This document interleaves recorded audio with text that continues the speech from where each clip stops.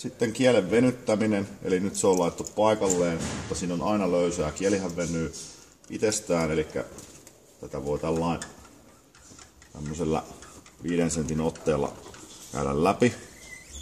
Ja sitten tehdä sama, jonka voi tehdä string stretcherillä, jos sormet kestää.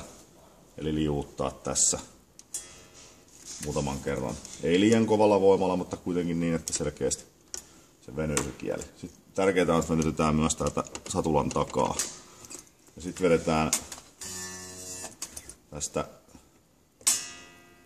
laski puolikkaan kun venyt, niin tämä kaikki äskeinen löysä tuli täältä virityskoneiston ympäriltä.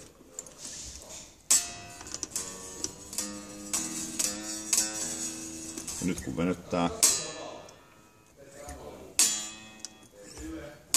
niin kauan venytetään, että se ei enää löysty. Silloin se tietää, että on mahdollisuuksia saada tää pysyä vireessä.